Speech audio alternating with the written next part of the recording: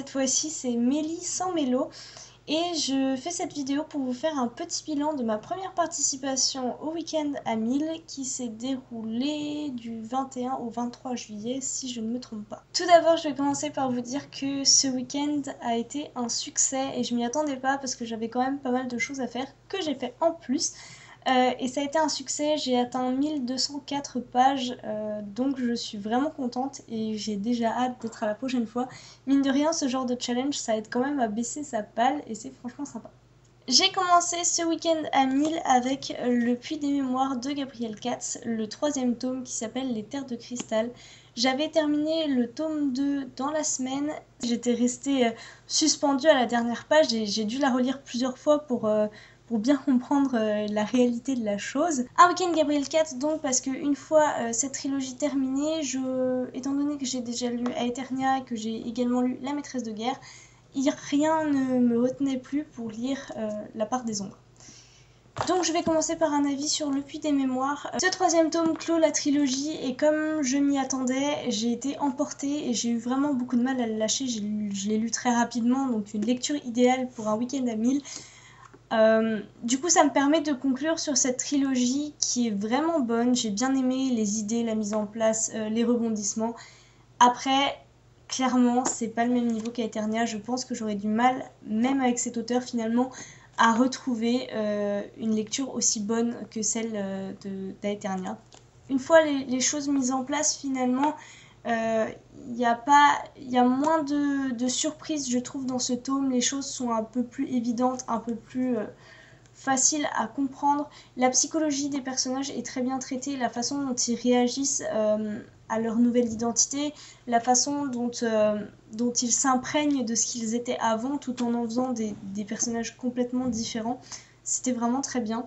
À la fin de celui-là, on a un petit épilogue qui nous explique quelque chose que les personnages ne sauront jamais. L'auteur décide que nous avons le droit de savoir. Je ne m'y attendais pas de sa part, je pensais qu'il nous laisserait dans le flou complet. Pour conclure, donc une bonne lecture et je vous engage, si vous avez aimé Aeternia et si vous aimez Gabriel Katz, allez-y, vous pouvez vous lancer dans cette trilogie. Les idées sont bonnes, il y a de l'action, des rebondissements. On ne s'ennuie pas, donc allez-y, lancez-vous. Si vous avez terminé Le Puits des Mémoires et que vous avez aussi lu La Maîtresse de Guerre et Aeternia, vous pouvez vous lancer dans La Part des Ombres. Un diptyque également, il me semble, dans lequel on va retrouver une maîtresse de guerre, donc on se doute qu'il s'agit de Kaeline, un gladiateur de haute volée, il peut y avoir un petit doute, donc je ne vous spoile pas, et un beau gosse qui ne sait pas très bien comment il s'est fait entraîner là-dedans. Donc là, c'est un de nos 3 beaux gosses qui se trouvait dans Le Puits des Mémoires. Pareil, je ne vous dirai pas de qui il s'agit pour vous laisser la surprise. J'ai été un peu déçue par ce roman. En fait, vraiment le gros point positif, c'est qu'on retrouve des personnages qu'on a adorés. Donc le gladiateur en question, toujours aussi génial. Kaeline, formidable dans son rôle. L'histoire aussi finalement est assez bien trouvée. Ce qui entraîne nos héros à se mettre ensemble, tout ça c'est plutôt sympa. En revanche, déjà le 3e personnage, donc notre ami du Puits des Mémoires, il perd complètement de son intérêt. J'ai été déçue par la façon dont il régressait d'une certaine façon, dont il passait finalement de quelqu'un de courageux à quelqu'un de superficiel, à quelqu'un qui ne sert à rien. Ensuite, c'est un livre qui est très très court, il fait 316 pages, c'est écrit assez gros en plus. Je l'ai trouvé peut-être trop court, pas assez... il n'y a pas assez de suspense, ça fait pas des petites étincelles. Enfin, moi, j'ai pas été séduite par ce roman. J'ai du mal à expliquer ce sentiment parce que non, c'est vraiment pas une mauvaise lecture. C'est toujours aussi drôle. Il y a des rebondissements, il y a des choses auxquelles on s'attend pas, des surprises. En ce qui concerne la fin, elle est pas aussi poignante que la fin de Aeternia. Je suis désolée, je prononce beaucoup le mot Aeternia, mais pour moi, c'est juste j'ai envie de dire un chef-d'œuvre presque.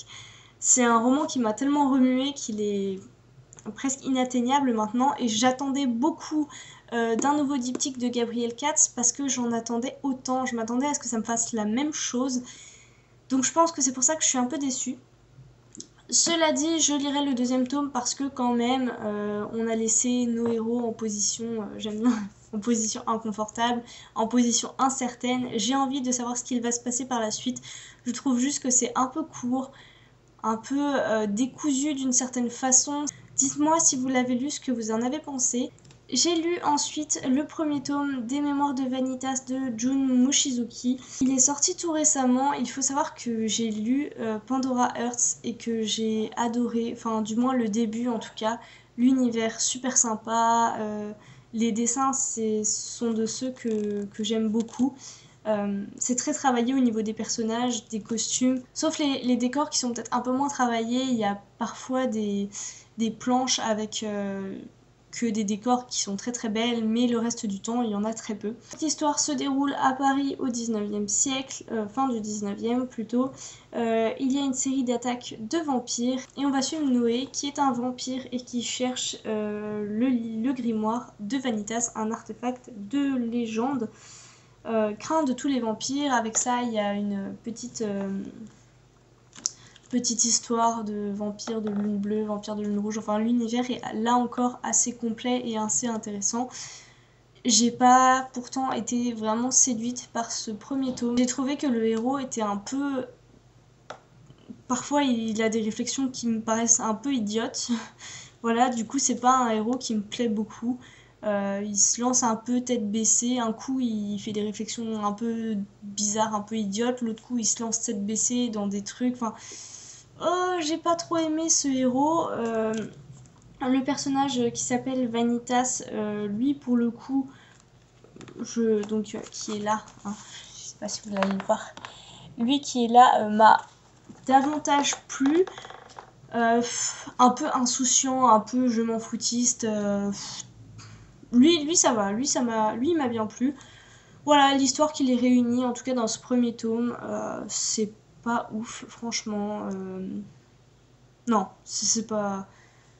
Pareil, j'ai eu l'impression de pas avoir un truc très dense, juste une petite histoire comme ça. Alors je sais pas combien de tomes l'auteur a prévu, mais je suis pas certaine que je lirai la suite. Avec ces 3 lectures, j'étais arrivée à 1031 pages, donc mon challenge était déjà complet. Pour autant... j'avais encore envie de lire le dimanche soir. Donc du coup j'ai lu 173 pages de Muchachas de Catherine Pancol, le deuxième tome. J'avais beaucoup aimé le premier tome. À la fin de ce dernier, on était pareil, on était en plein suspense sur une scène un peu dramatique. Donc j'avais envie de poursuivre sur le deuxième tome. Mélo avait beaucoup aimé cette trilogie. Du coup, elle m'avait fait très envie quand on avait préparé la vidéo donc de la pause auteur sur Catherine Pancol, que je vous mettrai quelque part. Elle m'avait donné très envie, je lui avais emprunté. Comme elle vous l'a dit, dans ce deuxième tome, finalement, on va se recentrer exclusivement sur les personnages de la trilogie Les yeux jaunes des crocodiles, La valse blanche des tortues, Les écureuils de Central Park sont tristes le lundi, et plus du tout sur les personnages finalement qu'on a laissés à la fin du premier tome. Dans ce début, on suit beaucoup Hortense et Gary. Honnêtement, tous les deux, ce sont des personnages que j'ai beaucoup aimés dans la première trilogie, que j'ai bien aimé, mais là ils commencent franchement à m'agacer tous les deux. Ils ont des comportements que je m'explique mais que je trouve, j'ai envie de dire, nuls. Je ne me suis pas arrêtée de lire à 23h59, j'ai atteint la 163e page à 23h59, mais j'ai continué un peu. À l'heure où je vous parle, j'ai terminé ce deuxième tome et j'ai presque terminé le troisième. Franchement, allez-y. Si vous avez aimé la première trilogie, allez-y, celle-ci c'est dans le même genre et elle est très bien. J'ai fini pour ce bilan de mon premier week-end à 1000. Sauf grosse contrainte, je participerai au suivant et au week-end à lire et pourquoi pas à la semaine à lire fin décembre. Est-ce que vous aussi vous avez participé? Quel a été votre bilan? Qu'avez-vous pensé de ce challenge? Est-ce que ça vous a aidé à faire descendre votre palle? N'hésitez pas à me répondre dans les commentaires et à partager parce qu'on est quand même une grande communauté. J'ai pu voir ça sur la page Facebook du week-end à 1000. Et ça fait plaisir vraiment de partager cette passion avec autant de monde, c'est franchement super. Donc je vous souhaite à tous et à toutes de très belles lectures et si vous nous suivez, on se retrouve mercredi pour la prochaine vidéo.